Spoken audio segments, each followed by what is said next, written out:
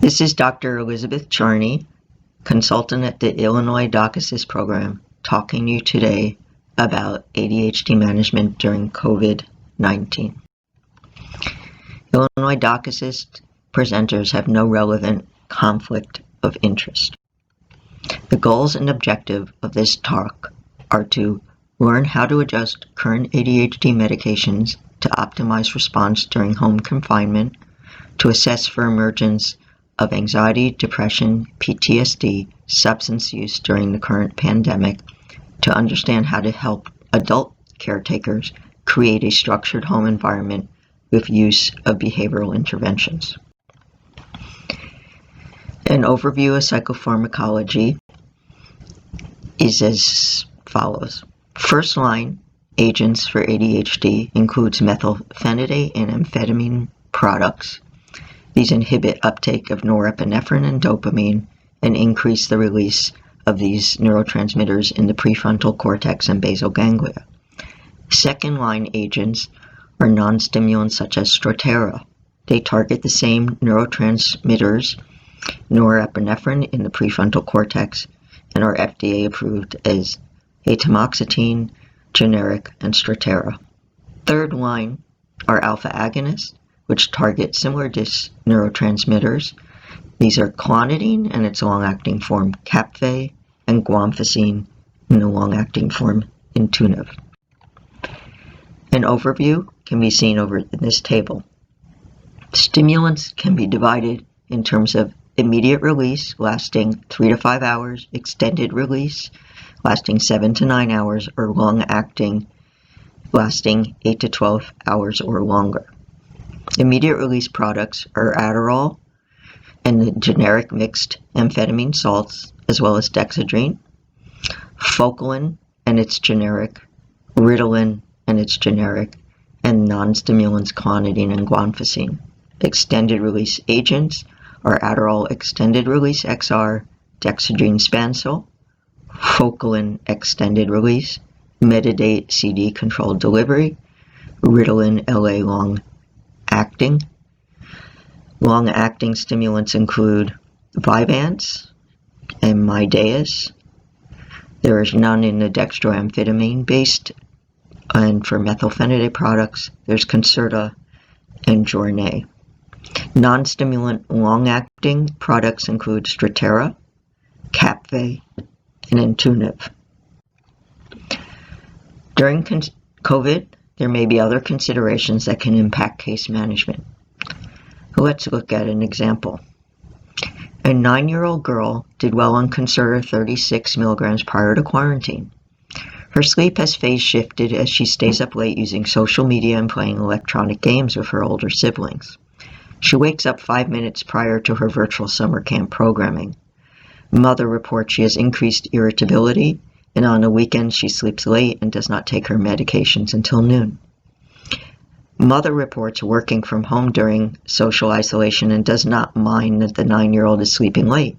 This allows her to care for the 4-year-old sibling and get work tasks done completed in the morning.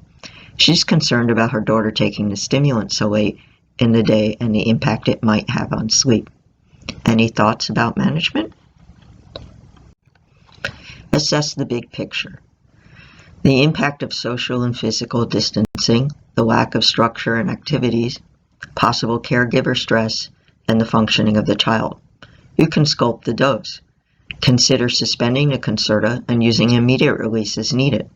For example, you can use Ritalin, methylphenidate, 10 milligrams immediate release at noon and at 4 p.m. You might want to use immediate release Metadate. You might want to use Ritalin long-acting 20 milligrams or Focalin extended release 10 milligrams at noon. Another case might highlight some other management considerations during this time. A 16-year-old sophomore will begin online summer school. Historically, he did not tolerate any stimulant medication and stopped medication 1 year ago. He reported stimulants made him feel like a zombie and experienced mild appetite suppression. He's an athlete who runs and lifts weights, but appetite suppression interfered with his ability to gain muscle. Physical activity had helped with regulations. This male, the makes regular exercise difficult, and his grades suffered given his inabilities to remain organized and attentive with remote learning. He reports feeling depressed and anxious as he must bring up his grades, hoping to get recruited for college sports. Any thoughts? One might want to consider a trial of a non-stimulant such as Strattera. One might want to provide resources for this youth, tools for structure, exercise, improvement of his executive functioning, and utilization of CBT skills. Considerations during the pandemic will include the onset of possible comorbidities. Social stressors and worries can lead to anxiety. Loss of social supports, relationships, milestones, and deaths in the family or in friends can result in depression. Youth, especially adolescents, may engage in substance use to regulate their emotions.